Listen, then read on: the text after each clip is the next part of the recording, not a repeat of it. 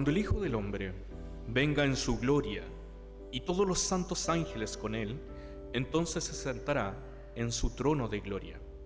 Y serán reunidas delante de él todas las naciones, y apartará los unos de los otros como aparta el pastor las ovejas de los cabritos. Y pondrá las ovejas a su derecha y los cabritos a su izquierda. Entonces el rey dirá a los de su derecha: venid, benditos de mi Padre, heredad del reino preparado para vosotros desde la fundación del mundo. Porque tuve hambre y me disteis de comer, tuve sed y me disteis de beber, fui forastero y me recogisteis, estuve desnudo y me cubristeis, enfermo y me visitasteis, en la cárcel y vinisteis a mí. Entonces los justos le responderán diciendo: Señor, ¿cuándo te vimos hambriento y te sustentamos, o sediento y te dimos de beber? ¿Y cuándo te vimos forastero y te recogimos, o desnudo y te cubrimos? ¿O cuándo te vimos enfermo, o en la cárcel y vinimos a ti? Y respondiendo el rey les dirá: de cierto os digo, que en cuanto lo hicisteis a uno de estos mis hermanos más pequeños, a mí me lo hicisteis. Entonces dirá también a los de la izquierda: apartaos de mí, malditos, al fuego eterno preparado para el diablo y sus ángeles, porque tuve hambre y no me disteis de comer, tuve sed y no me disteis de beber, fui forastero y no me recogisteis, estuve desnudo y no me cubristeis, enfermo y en la cárcel y no me visitasteis. Entonces también ellos le responderán diciendo: Señor, ¿cuándo te vimos hambriento, sediento, forastero, desnudo, enfermo o en la cárcel y no te servimos? Entonces le responderá diciendo: de cierto os digo que en cuanto no lo hicisteis a uno de estos más pequeños, tampoco a mí me lo hicisteis. E irán estos al castigo eterno y los justos a la vida eterna. Esto es palabra del Señor. Las palabras del Evangelio durante los últimos domingos nos han ido comentando y contando sobre lo que hace y dice Jesús sobre las señales antes del fin.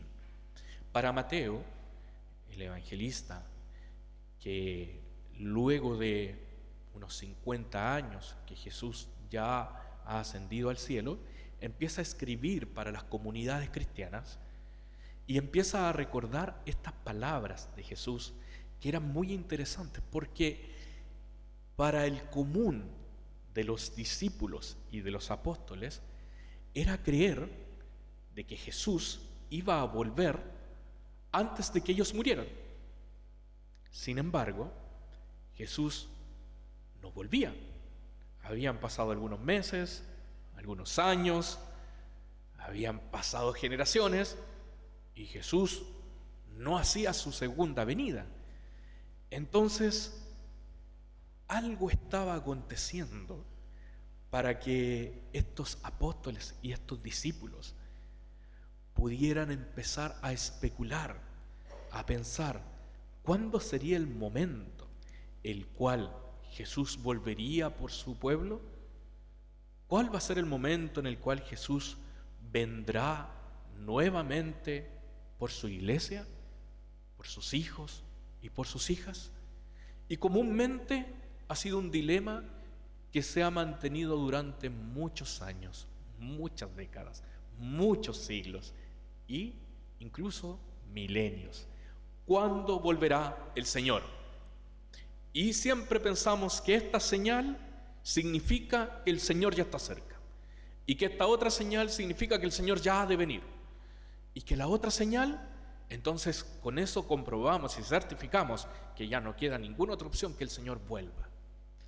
Y nos enfocamos directamente y pensamos, gastamos energía, fuerzas, incluso quizás podríamos sacar hasta cuentas y hacer algoritmos, podríamos sacar juegos de lógicas para decir: el tiempo está cerca, ya no queda más. Pero la parábola de la semana pasada de las 10 vírgenes y el texto del día de hoy sobre el juicio final no habla de el tiempo cronológico, no habla de un tiempo cronos, es decir, de un tiempo exacto, con día, hora, situación, que pudiésemos calendarizar y que pudiésemos tener como irrefutable, como la fecha exacta o el tiempo exacto en el cual el Señor ha de venir. ¿Qué quiero decir con esto, hermano? Lo primero que todo es que no podemos gastarnos la vida cristiana, no podemos vivir una vida cristiana pensando exclusivamente en el juicio final. No. ¿Ha de llegar? Sí, pero no es nuestro principal objetivo. Hay personas, hay gente, hay cristianos que siguen a Jesús, que siguen el cristianismo, que van a la iglesia por miedo a no irse a un lugar que no sea el cielo. Y hay otros que simplemente siguen a Jesús porque le aman. El texto nos habla de dos grupos: unos que hicieron la voluntad y otros que no hicieron la voluntad. Y pareciera ser súper lógica la respuesta, el mensaje, pero ¿qué nos quiere decir un poquito más allá?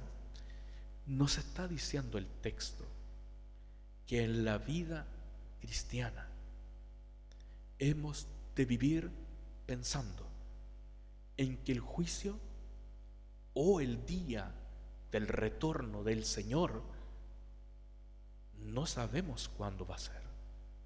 Sin embargo, el texto nos invita y nos desafía a hacer todo lo necesario para estar preparados para cuando venga el Señor. No estar pensando cuándo viene, sino cómo lo recibo, cómo yo espero al Señor, cómo yo vivo este cristianismo, el cual me asegura que el reino de Dios lo he empezado a vivir aquí, ahora, en este momento, desde el momento preciso, desde el acontecimiento exacto, donde yo tomé la opción de seguir a Cristo y de seguir al Señor y de vivir bajo sus mandamientos. En ese momento he empezado a vivir el reino de Dios.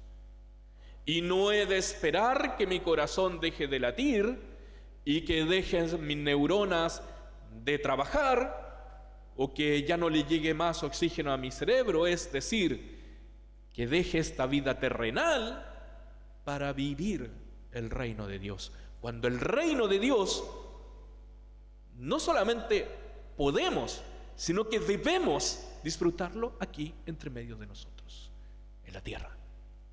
Porque el Señor ha venido a esta tierra a acercarnos al reino de Dios. No lo alejó, lo trajo, lo instaló. Arrepentíos y convertíos, porque el reino de los cielos se ha acercado. Es el mensaje del Señor. Pero ¿cómo es ese reino? ¿Cuáles son las características del reino de Dios? Y es lo que Jesús plasma, y es lo que Jesús indica, nos desafía y nos pone como un programa a ejecutar para poder ser merecedores de la experiencia del reino de Dios aquí en la tierra, practicando la justicia y la misericordia. El reino de Dios es justicia y es misericordia, por amor, porque el amor que nace en nosotros, depositado de Dios en nosotros, que brota en nosotros, que debería salir, como hay un dicho, por los poros, es ese amor que nos motiva, que nos incentiva y que nos desafía a trabajar todos los días, mientras viva, por el reino de Dios y su justicia. Justicia, amor, paz, misericordia, valores completamente adheridos a la causa de Jesús. Ese es el reino que el Señor nos presenta en este texto. ¿Cuándo hemos visto la imagen de Dios? La imagen de Dios tan grande, tan sublime, tan potente, todopoderosa, eterna, celestial, angelical. ¿Cuándo la hemos visto sufrir? Para el pueblo, la imagen de Dios era una imagen tan divina, tan intocable, era una imagen tan poderosa que era imposible imaginar a un Dios que llora, imaginar a un Dios que sufre. Pero en Jesucristo, Dios encarnado, Dios hecho persona humana, con nosotros y por nosotros, ese Rey de los cielos que ha venido a la tierra por nosotros, por amor a nosotros, ha sufrido también como nosotros y conoció que era la desesperanza del ser humano. Jesús conoció lo que era la injusticia del ser humano, ser mirado en menos, ser discriminado. Jesús sufrió persecución, Jesús sufrió de las mentiras, Jesús fue traicionado por uno de sus más cercanos, a Jesús se le violaron sus derechos, Jesús fue tratado injustamente, a Jesús lo calumniaron y lo hicieron sufrir, lo torturaron.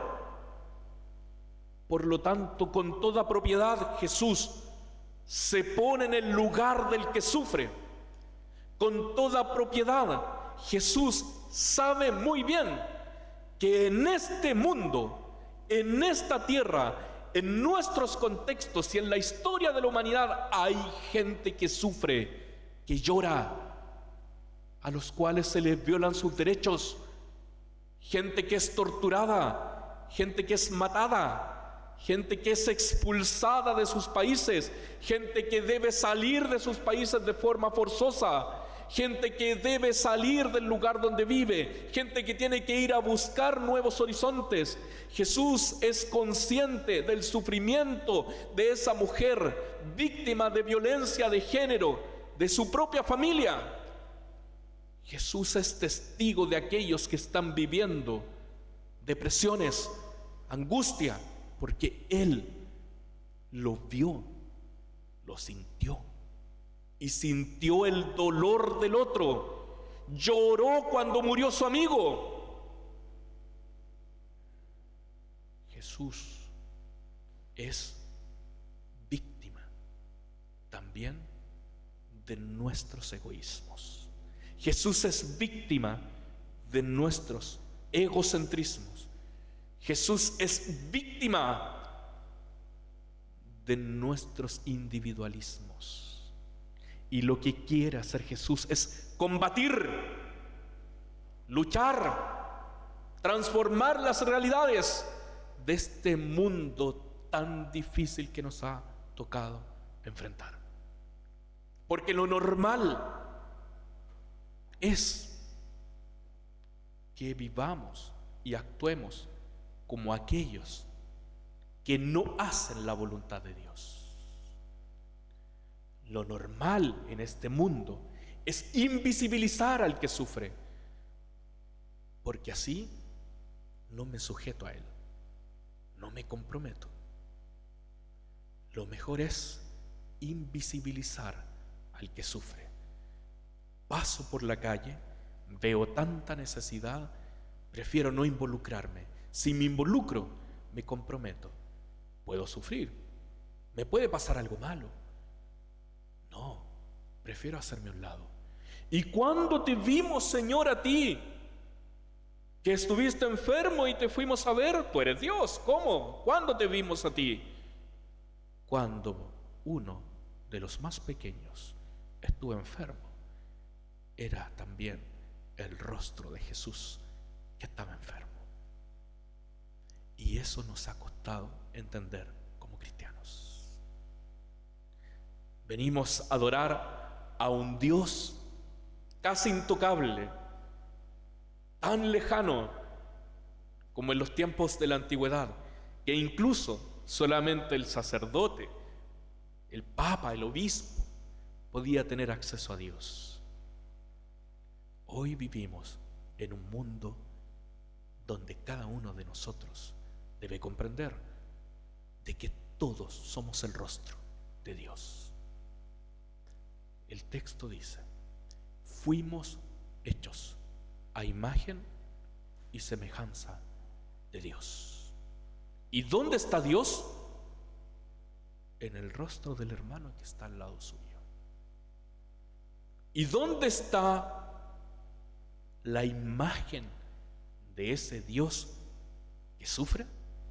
Está también en el sufrimiento interno o externo, bullicioso o silencioso, pero está ahí en el rostro del hermano que está a su lado. Ese es el desafío que Jesús nos pone en el día de hoy. Despojarnos de nuestras indiferencias, porque hay otros que nos necesitan en el día de hoy.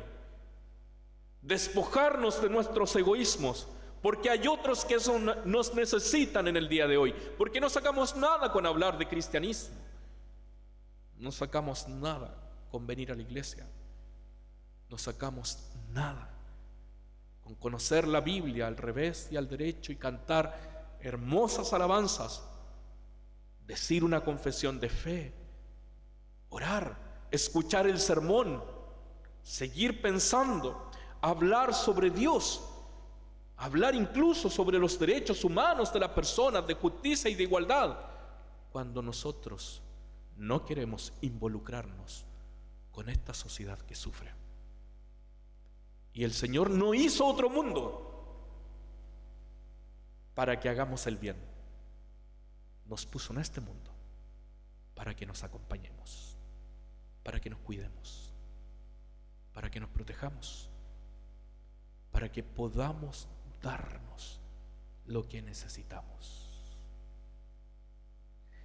¿Cuál es la esperanza del texto bíblico? El texto bíblico nos dice que hoy es el momento, hermanos. Ahora. No esperemos que llegue el juicio para que nos digan lo que no hicimos. Hoy es el momento para hacer lo que debemos hacer. Amar a Dios, amar al prójimo, ver dónde está la necesidad del otro, ver dónde está la necesidad de mi familia, de mi barrio, de mi población, en mi trabajo. ¿Cuál es la necesidad de mi iglesia? ¿En qué puedo aportar? Porque quizás en mi iglesia hay personas que están desnudas porque no tienen cobijo y no tienen fortaleza. Quizás en mi congregación hay alguien que está hambriento o sediento de un abrazo, o alguien necesita ser fortalecido con una palabra. Estamos llamados para servir a Dios y para servir al prójimo. No esperemos el juicio. Es momento de hacerlo ya, ahora. ¿Y qué ganamos? ¿Qué ganamos si hacemos el bien? Yo creo que Nadie hace el bien pensando en que se va a ganar un premio millonario, o que vamos a ganarnos el quino, el loto, o que el tincazo. No, eso es muy, muy antiguo. Pero lo que sí tenemos que tener claro, que si es que hacemos la voluntad de Dios, el Señor nos va a decir algo a cada uno de nosotros. Podemos vivir con Él eternamente y disfrutar del reino de Dios eternamente. El juicio a las naciones es para todos. Y aquí, entre paréntesis, me detengo en algo. Todos somos iguales delante del Señor.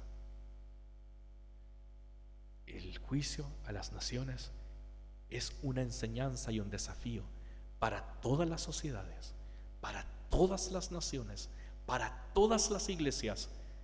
Nadie puede atribuirse ser la iglesia perfecta que hace las cosas perfectas. Y así también, incluso en el conflicto que hoy día estamos viviendo en el Medio Oriente, el llamado es tanto para Chile, para Argentina, como para Israel, o también es llamado para Alemania o para todos los países del mundo. Todos somos llamados a hacer el bien, porque ante Dios ninguno tiene el privilegio de pasar por alto el mandato de Dios. Todos somos llamados a practicar justicia y misericordia. Y por tanto, el pueblo de Dios no es un lugar físico. El pueblo de Dios es nuestra identidad espiritual. Y si nos identificamos con el pueblo de Dios, comencemos a vivir como Dios quiere que vivamos. Hermanos y hermanas, ¿cuál es la buena noticia de todo esto? Que sí se puede. Sí hay abrazos para todos. Sí hay cariño para todos. Sí hay perdón para todos. Dios, cuando actúa, es una fuente inagotable y puede dar al que más necesita lo que está buscando. Lo vamos a encontrar. Lo vamos a encontrar y lo vamos a hallar. Busquémoslo entre nosotros, porque nosotros somos los llamados a dar y a compartir lo que Dios también ha puesto en nuestro corazón. Y no por estar pendientes exclusivamente de nuestras propias vidas, nos vamos a olvidar del forastero, no nos vamos a olvidar del que tuvo sed, no nos podemos olvidar del que estaba en la cárcel, no nos podemos olvidar del que tenía hambre o del que estaba desnudo. No nos olvidemos, tengámoslo siempre en nuestra mente y en nuestro corazón. La canción de Julio Iglesias: de tanto correr por la vida sin freno, me olvidé que la vida se vive un momento. De tanto querer ser en todo el primero, me olvidé de vivir los detalles pequeños. De tanto jugar con los sentimientos, viviendo de aplausos envueltos en sueños, de tanto gritar mis canciones al viento, ya no soy como ayer y ya no sé lo que siento. ¿Qué dice el coro? Me olvidé de vivir. Me olvidé de vivir. No nos olvidemos de vivir la vida como Dios quiere que la vivamos, porque la satisfacción no va a ser una satisfacción egoísta. Cuando nos recordamos cómo debemos vivir, nos beneficiamos nosotros y se beneficia nuestro entorno.